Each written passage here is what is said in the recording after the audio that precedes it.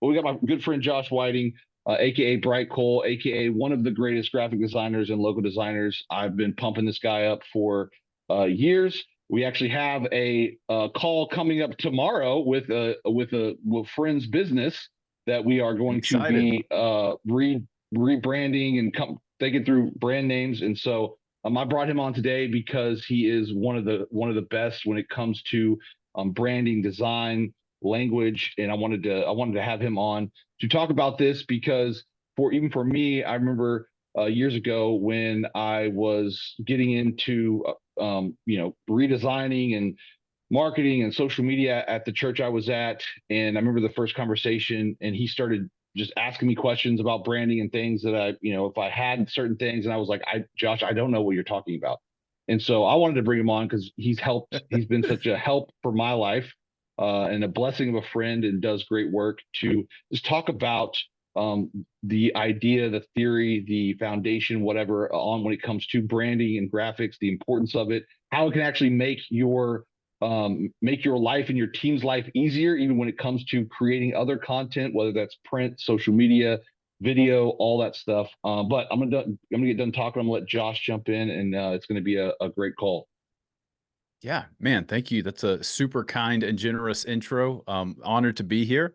And yeah, I feel like branding is a pretty. If you ask 100 people, hey, what is brand? If you ask somebody what's a logo, most people could say, yeah, it's a little mark on your website or whatever. Yeah. And then the brand can, the answer to that varies a good bit from person to person. So I want to kind of just unpack, like, what do I mean when I'm talking about that here today? Because it really does expand beyond the graphics you're putting out or your logo or your color palette. I mean, those things are a big part of it, and it's what we focus on at Brightcoal, at least that piece of it.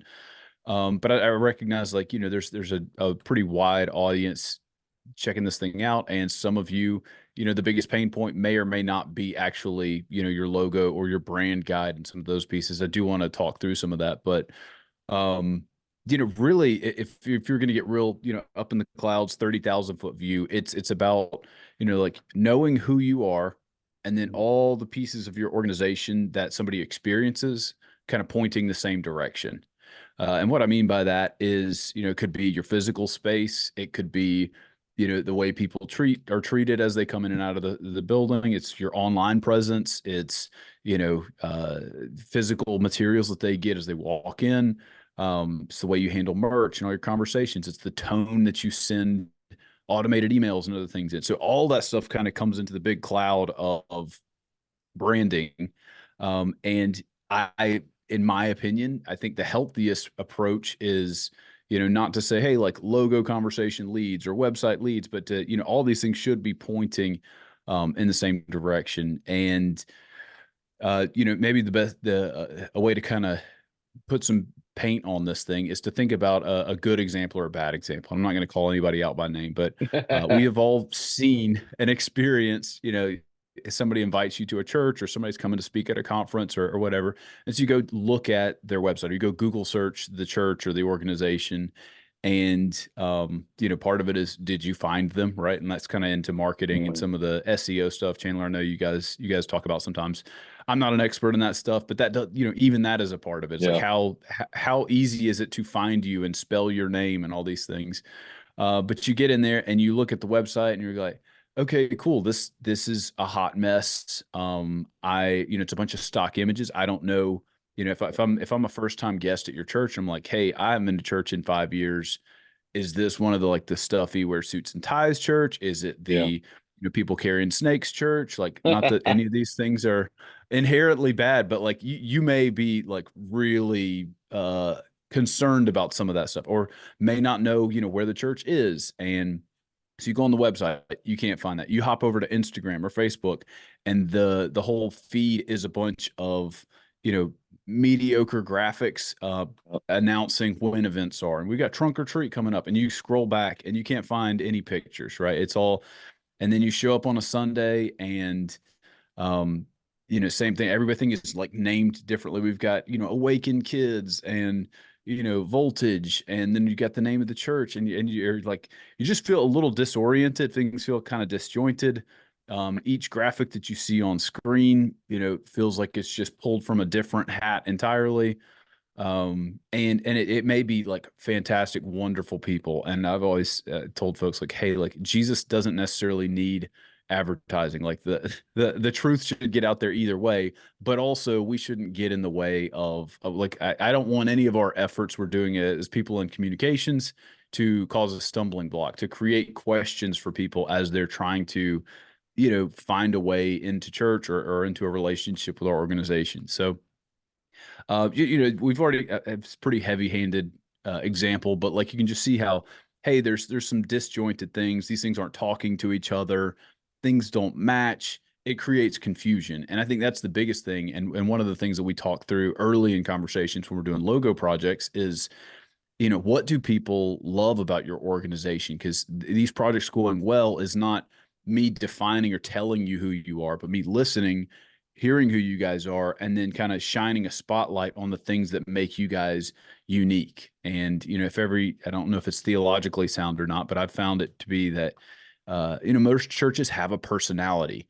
There's a Mm. feeling when you walk in the room.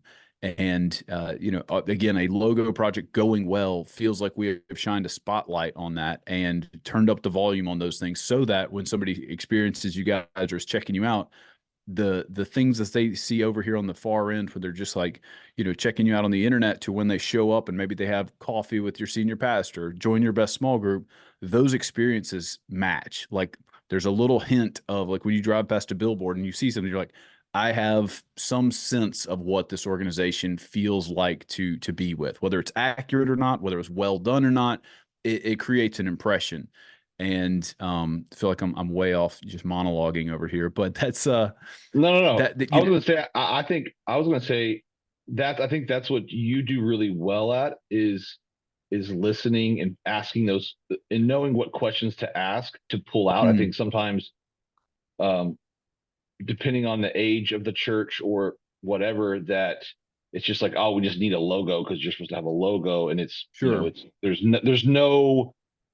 no meaning or there's no heart or it's just a it like it's just two letters and a bird or whatever random Right. Things Christian kind of just icon. picked arbitrarily. Sure. Yeah, and I think And I and think that's that's the what you thing. do so well.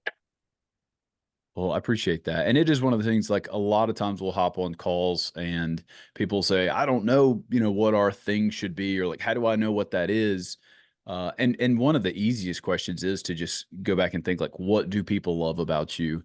And, beyond, fulfilling the Great Commission, beyond creating a great community, what are things that people have said, like, this is why I'm here, or I love it. And, knowing whether or not, hey, we are trying to be a multi-site church, or, hey, we are very much like focused on this like neighborhood, this geographic footprint, or, hey, we have a big emphasis on the underserved, under resourced. We've got a huge prison ministry. We are a church in like an active church out in our community more than we're meeting here. Or hey, we're like a heavy emphasis on theology. We have like pretty strenuous like education courses. Our average church member knows more about the Bible than some people that graduate seminary. Like these are all beautiful expressions of, what it means to be the church. And there are ways like different projects that I could even show like where we've emphasized, hey, this is a sit and study church. This is a passionate prayer and worship. Like we don't have a timer on our how long our worship services last. Like that's kind of an indicator, right? And we're a great first stop for somebody on their faith journey. Like that's another type of style. And each of these, all those materials we talked about beforehand should kind of like signal to somebody pretty early on like what type of experience this is. Um and yeah, I there's think too, like would you feel like location, like depending on, it's like your state, you're in you're more suburbia, you're more inner city, you're more out in the country, you're in Texas, Kentucky, California. Like I think sometimes that could that play into a part of the process for you? absolutely. And that's kind of part of the context too is like I've walked into beach church community conversations before, and they'll say, "Hey, yeah, all of our kids surf. Like, please make our youth brand like feel like this surf shop meets this coffee shop meets these 4 inside jokes that our kids have told at camp every year for the past 4 years, right? Like throw all that in a blender. That's great. Other times you go into a beach community and say, yeah, that's this, these are all the decisions tourists make. This is what local people feel. And so you like, we come in as outside, people that know a lot about logos, know a lot about the capital C church, but we like truly a big chunk of the conversation should be coming from you. And whether you're doing a rebrand in house or shopping around, like that's something that you need to keep in mind is you are a big part of the recipe here. And so knowing, what is it going to be kind of tone deaf to you know, even now the color choices, like we've Yeah. we've had some where I would have said, "Oh yeah, crimson and gold would be perfect for this," and they say, "Yeah, that's our local high school," and or like that's the church down the road, and we want to create some separation, some distinction. We don't want them to think we're copying. So there's a million little factors that go in, and yeah, just trying to approach the conversation less as like this big heavy task and more of like, hey, let's put a bunch of pieces ingredients on the table that we can make a really fun soup out of here. That it can be a lot of fun to go through the process. So um I do feel like we're still pretty here up here in the clouds.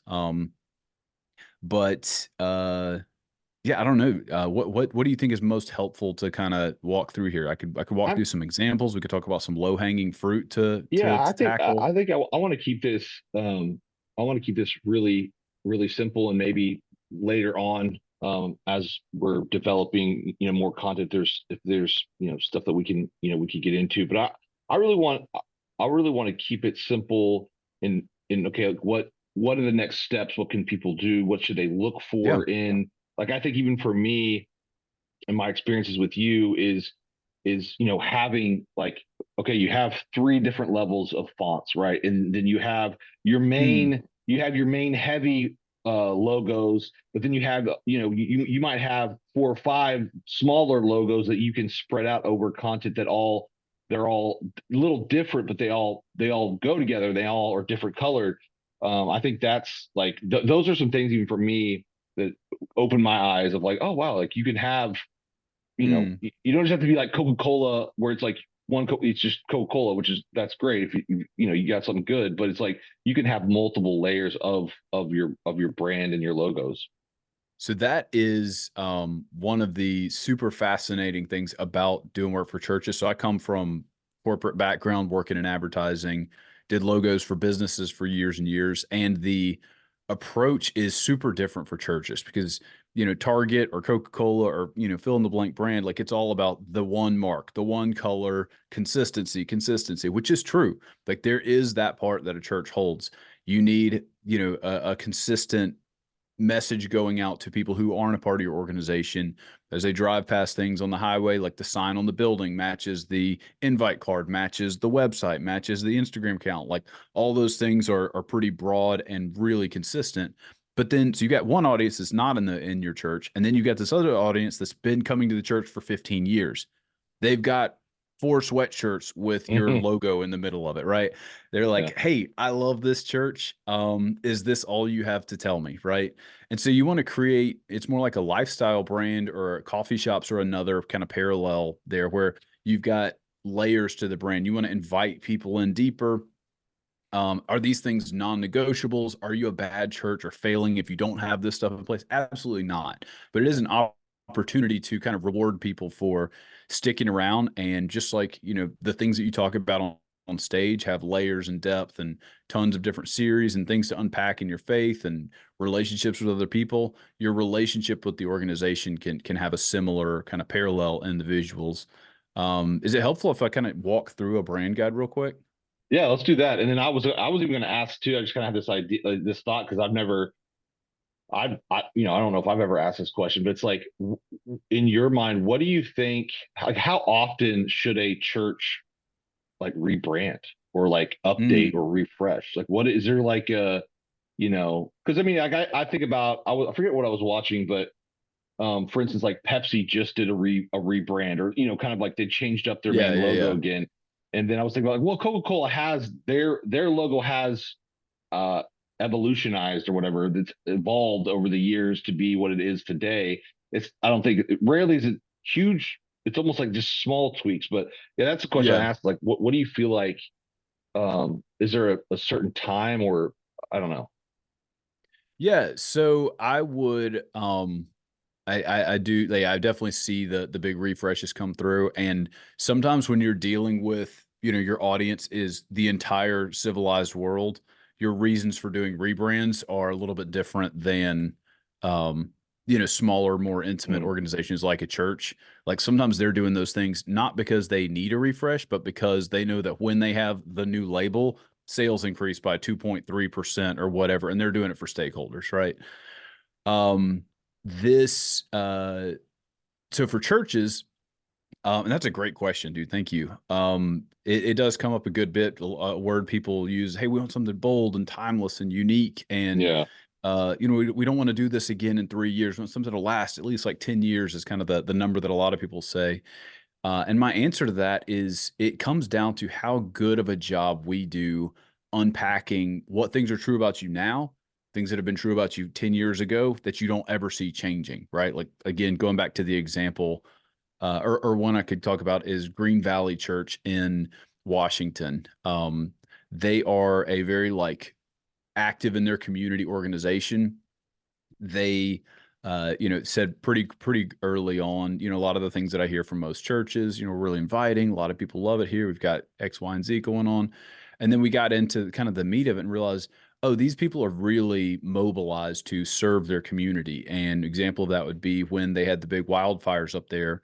They opened up their church and had people staying in their church and interrupting services and their regular scheduled programming for 2+ weeks so that they could love on the people and like let them have a place to live for a second. And when it came time to buy new chairs, they said, hey, they bought these like pumpkin orange chairs, and it came up because I said, what colors do you guys think? And they're saying anything but orange. I said, okay, we got to talk about this. And then finally they say they ordered these pumpkin orange chairs, and they're like, we don't love them, but they were on sale. And senior pastor had a great line. He said from stage, he said, sometimes it's okay to be uncomfortable in church and we're making these sacrifices so that we have funds to go like do and be the church rather than, have a really nice space in here. And that's the type of stuff like that. yeah, I'm listening to that. That's gold. That's charming yeah. and fantastic. And it signals the mission that we're on. So Orange made it in, but the overall feel of the brand felt more like a utility outdoors type of brand because they're in a very, like outdoorsy part of Washington, and that's true to the heart of the church. And so that's where like we talked about who you are, and then kind of express that in the way that the brand feels. And so like you take things like that like that's never changing. The orange chair mentality is never changing for that group. And so I treat these brands, an analogy I'll give is like it's like a nice pair of leather shoes or a nice jacket or Yep. a custom built home. Someone could come behind you and say like, yeah, that's out of style, and throw it away. Or they could come Yeah. behind you and say, let's demo that and put a strip mall there or whatever.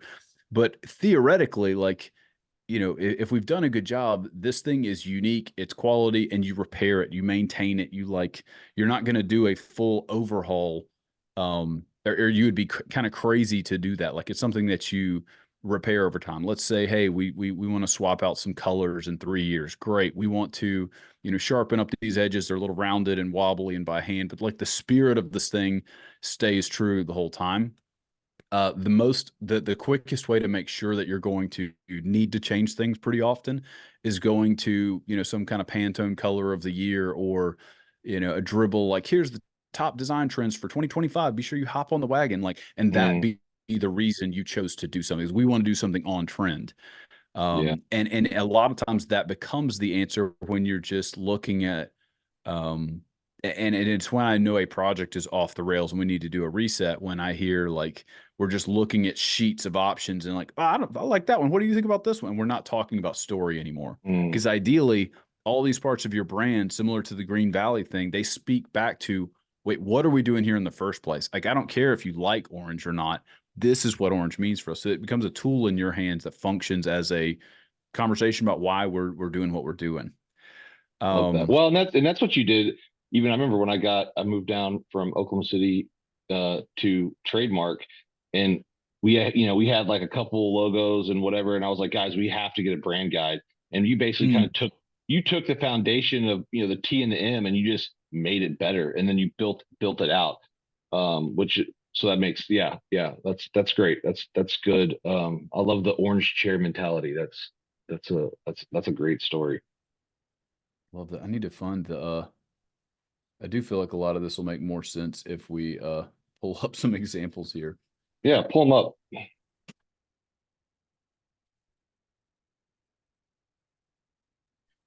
I don't know if you can hear my daughter just walked in with the iPad at full blast, but No, I didn't. Actually, I saw you.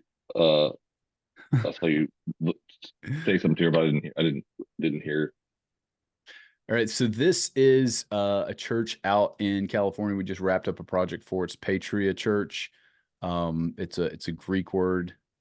I believe, and I should know, this is where it's bad. I'm failing the pop quiz here, but we looked at the brand targets, and this is things that, adjectives we talked about, like what does the church stand for? What should this thing kind of feel like?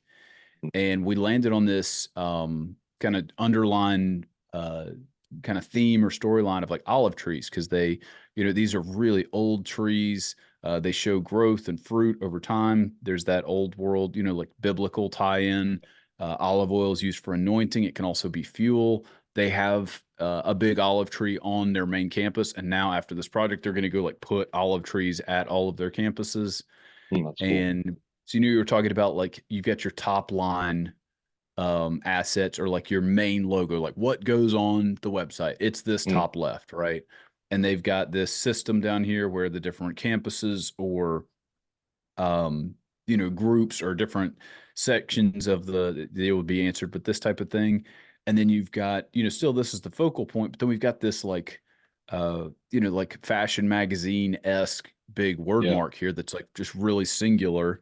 And then you've got all these other elements and pieces that are like messy, um, kind of like I always hesitate to say like highbrow because I don't think I'm that good of an illustrator, but we just wanted to evoke like this kind of like really Yeah. slick, clean, and really messy and funky kind of combo here. So we've got all these other pieces to play with that speak to, the olive branch, things growing, developed a color palette. This is another one where I see a lot of churches um kind of default into like, hey, we do lime green, black, and white. And it makes sense because you don't want to do the thing that I said at the beginning of the call. You don't want to have like colors all over the place. And so like there's two ditches. One is there's no rules.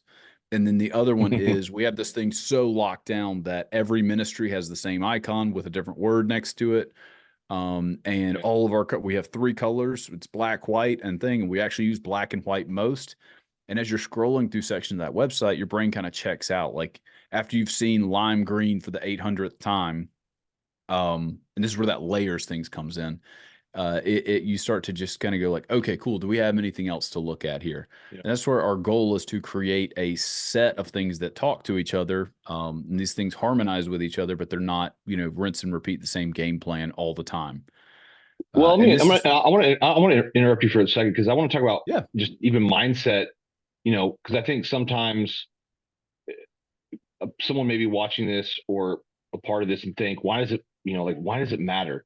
And sure. I think at some level, depending on your mindset, it doesn't matter. You could do something really simple and it's I don't think it's going to negatively affect your church. For me though, is my mindset when it comes to this, whether it's a church or even myself, is I want to make sure that I'm or my churches, we're communicating the best that we can across all Yes. platforms. So Yes. I want to make sure that the message on Sundays and the content on social media, the ads that we're running, the look and the feel, it all communicates. And I'd rather it communicate something that is positive or is attractive Consistent, or better. Yeah. yeah, like, and that's my mindset with this stuff is like this isn't something that you have to do. It's not something that's going to it's not going to bring more people to your church. It's not whatever. but it's about doing things it's about being excellent on all forms of communication. And Yeah. with, like you said, when people are looking for a church or they see an ad, they're going to your website, they're going to your social media, and it is telling them a story. It is telling them Hmm. something. It's communicating something. So why not make sure or do whatever, do the best across all avenues and platforms to communicate the best, look the best. And so that's for me, that's why I want to, I want Josh to talk about this and dive deep, because I think if we're going to do things, let's do them the best that we can, and let's make sure that we're communicating excellence across Yeah. all those things. So, anyways, keep going. No, that's good. And I definitely, yeah, I want to emphasize like every time I approach a conversation with somebody, my goal is to not do the ideal thing for them or I'm out. It is how do we get you from here to better? And Mhm. sometimes that involves us, sometimes it doesn't. And I do have some other like, this is, a fairly developed brand over here, right? And I've got some way more bite-sized things that people can do here. We'll talk about in a little bit, but um, yeah, yeah, yeah. Well put. And it to me, it's not about like following a rule book or having, we're not even really doing church unless we have X, Y. It's Yeah, not that. It's yeah, here's every layer we can develop, we should. And sometimes you've got tools in-house to do some of these really well. And some of them you should either put pause on or, scale back or, invest in later, make a plan to figure out yeah, later. yeah, But yeah, this is what you're talking about with like your fonts.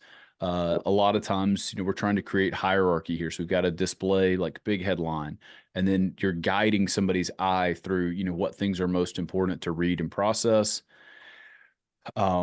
Sections of a website, or and again, it's just kind yep, of seeing some of these pieces playing together. You got this texture with the leaves, and then this is where, before any of these go out the door, we're doing exactly what I was kind of preaching earlier. Like we're trying this on through the eyes of a first time guest. So knowing the tone of this church, big, bold, singular, like yeah, attention getting. We don't have a photo of anybody on here, which we'll do on a lot of these billboards. It is just the word mark trying to spark some curiosity.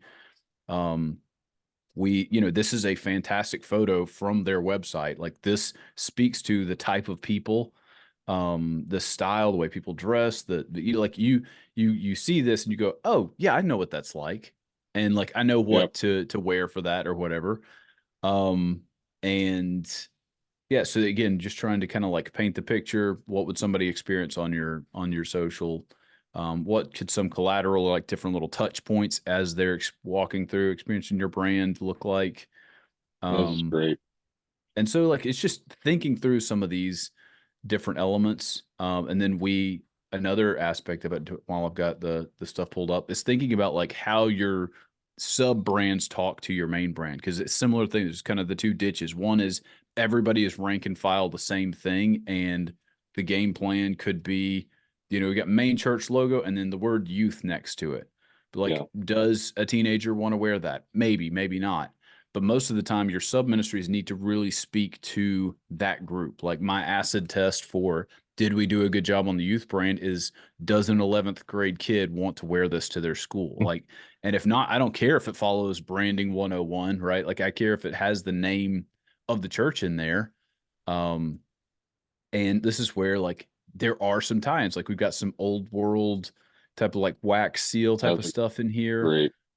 um it feels a little bit like um they're part of California and the sheep has meaning for them as an organization. So again, trying to tie in things that already have meaning for their crew. We've got the olive branches worked in. So these things need to feel like members of a family.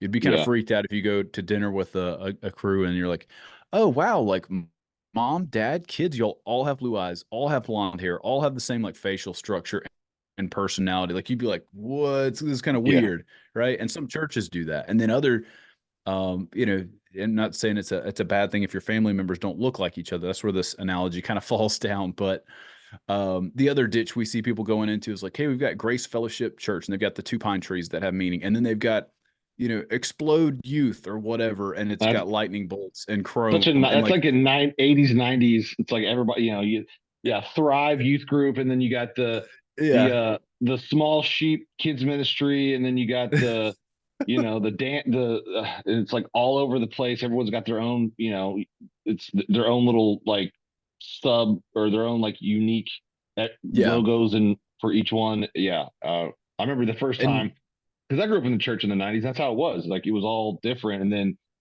you're like, oh yeah, you should have everything named the same, and it should all work within each, within the sub brand should work within the main brand. It's like, oh, okay, well that makes yeah. sense. Well, that's yeah. We had a ton of personality, 80s and 90s, early 2000s, and then their response to that was homogenize, safe, kill all personality. Everything is Yeah. aligned, right? And so like the sweet spot is somewhere in between those two, where we do have alignment in the names, the culture matches. Usually, kids brands are fairly closely aligned with the main church brand, whereas the youth, like you give kind of a longer leash to, because almost by definition, the stuff that mom and dad would wear on a sweatshirt, 11th grader does not want to wear on a sweatshirt, right? Yep. Um, and so yeah, that's kind of where ideally things are, but you don't want to, it's going back to that alignment thing. Like in the example, like you show up on a Sunday and all the ministries are named different stuff. Well, if I'm a first time guest, you almost have to hand me a glossary to know like where do I take my fourth grader? Like what is this? And trying to just make everything make a little bit more sense while hanging on to the personality and doing a good job of expressing the heart of the church. So we've done a lot of talking at theoretically best case, what should be type of thing. There's plenty of cases you may be a communications director and you have no license to change the name of the ministry, right? You might have been saying some of these things to leadership and it's just not time, not budget, doesn't Yep. make sense, whatever. So like what things can we do tomorrow Yeah. without asking for money or other people's work in a big way to move the needle a little bit closer to where we're talking about. I would say, and I've had some churches where like we're in here and they're like, hey, we're thinking we'll have budget for this next year. We're going to rename, and so we don't want to go make a bunch of new stuff. What do you think we should do? And sometimes the advice is similar there. I would say one of the biggest ones is actually not graphics. It Mm. is photography. I would say the most egregious and like biggest miss is trying to look at this church and what we have is Google Street View and some graphics, or Yeah. like, we did the pot roast in 2012 and there's Yeah. like a messy plate of food and it's like, what is this? You know what I'm saying? Like, think about that as like the first thing somebody's seeing about your organization. So if you're going to spend any money, and there may be somebody inside your organization, but like, and it could be a volunteer role or a one-time thing. There's a lot of ways to tackle it, but say, hey, we desperately need somebody to shoot 2 Sundays. And ideally, this is an ongoing thing. You've got fresh stuff all the time. At a minimum, though, just hire a photographer once to come capture like candid stuff of your worship service, of people, hanging out in the lobby. And I'm not a photographer and can't really speak into the technical aspects of that, but you can get some really decent stuff from anybody who has shot a wedding or family before. And that have that stuff in your feed. Your social feed should not look like a bulletin board full of graphics. It should be 80+% photos and real photos and videos of your people. And in this Yep. case, like quality of content matters a lot less than authenticity. So Mm. what like you've got a shiny unsplash photo versus a okay photo of your people laughing out in the lobby. I'm picking this one every day because again it's you people can even if you're not like intimately acquainted with what all the stock images are, right? You can just smell from a distance like that's not really this place, Yep. right? Um so as much as possible, even use mediocre real photos of your people versus stock images. I mean, I think even something simple is like, I mean, if someone on your team has a newer iPhone that can shoot 4K and it can take, even if you have someone that just take as many photos, go to Fiverr, find a photo editor, and at least nothing else, you can get like they can make it look the best of those photos can be, and that's not you can find someone to edit some photos probably pretty decently on Fiverr for not that much Yeah. money. And another thing that I've talked to folks about is, create, like, formalize it. Create this as a volunteer position inside your church. Oh yeah. If you've got nothing, no money, no plan, nothing to start with, no big system or kind of baseline, say, hey, like, go find somebody in your church that has like a really nice, like, go look at their Instagram. Does their Instagram look nice? They know how to edit those photos. They know how to Yep. take those photos. Say, Yep. hey, once a month, once a quarter, can you come do this for the church? And that be how you serve. We got plenty of people in the babies room. Can you come serve us in this way? And you just create that lane and open it up and let people know you need it. And, I've found that a lot of times people show up and come do it. Absolutely. And another one would be, you say, hey, or another kind of misstep that I see pretty often is, if your design work is just abysmal, or that your in-house resources are limited, and you're like, I feel like I see all these churches doing these crazy sermon series and like having these like phenomenal videos and cinematic like Easter Mm, promos, all this stuff. But you said, I don't know how to do that stuff. I have a marketing background, not a design background, and it's just a struggle. I don't like it. I don't feel like I'm good at it.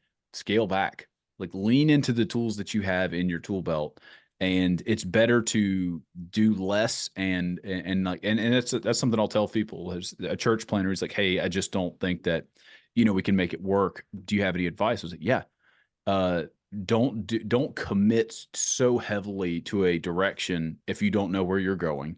And what that plays out practically is, our current logo is horrendous, like really, really bad. We have to change it. We can't afford to hire somebody. What do? Type out your name, pick a font, type out your name, and use that.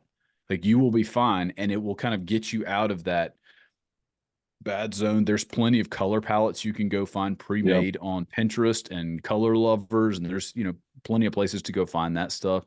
Say, hey, let's roll with these four, and we've got our name typed out in Gotham or Helvetica, and we're using one of like the pre-packaged font sets in Squarespace, or there's plenty of Yep. font resources out there as well. And you just do that stuff and throw in some great photos, and you're 80% there, right? Is it perfect? Is it, fully expressing your entire soul to the world like we've been talking about? Maybe not, but it's getting closer. Yeah. Um, That's a good point. I think like you said, and I'll link some of the stuff in the resources in the course, but I think giving some, yeah, it's like I don't have a budget.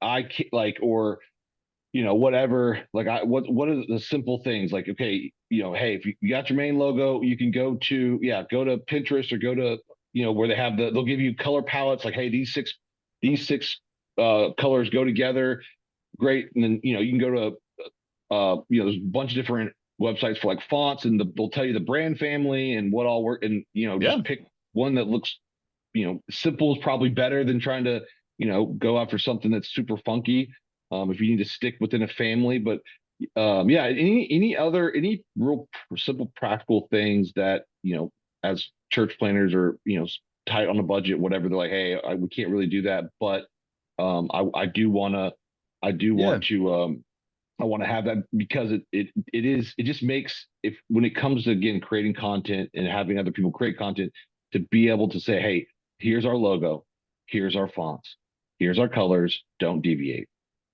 yeah. That's it. That's actually what I was thinking about here. Is consistency is a piece of this, and not only does it create a better experience for somebody trying to interact with your brand, but it also relieves question marks when you say, ah, shoot, we got to do parking lot signs. I forgot about that. What fonts do we use for this? What colors do we Yep. use for this? Those should be non-issue. Like, it should be all layout from that standpoint. And if you're DIY in this thing, I'm sure you've heard of Canva, and they have, I think it's still free for nonprofits, but Mhm. they have a way where Yep. you can upload basically your brand kit. So let's say you're bootstrapping this thing. You've typed out your name, you've picked out some fonts, you've got your colors from Pinterest or wherever. You can actually create a little brand guide in there, and so that you or anybody on your team is using the same four colors, and everything matches pretty well. And it's like a great little starting place to start taking steps towards consistency. And let's say you say, hey, I really, really, really don't want to type out my name. I want it to be somewhat designed. Why can't I use Fiverr? You absolutely can. And I've actually got a video on how to hire somebody on Fiverr.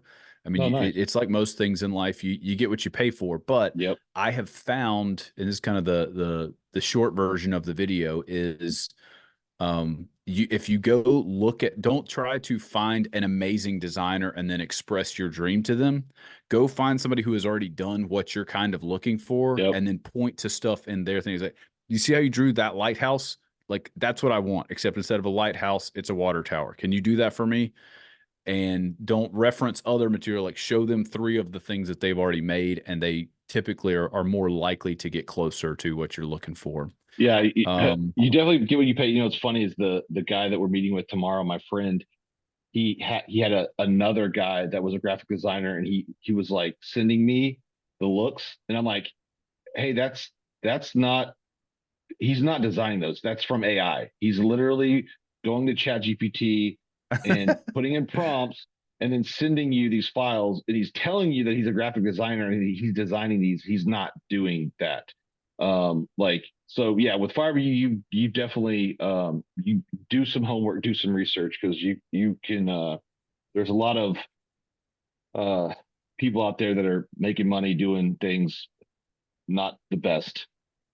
Yeah, AI represents a whole bag of cats for our industry. I don't know what the future holds, but one thing that I do know is never going to change is, doing a good job Yep. drawing these things out of somebody and like figuring out who we are and then expressing that with whatever tools are available is gonna that's where the magic sauce is. And some of that you can do yourself. Some of it is helpful to have another group in.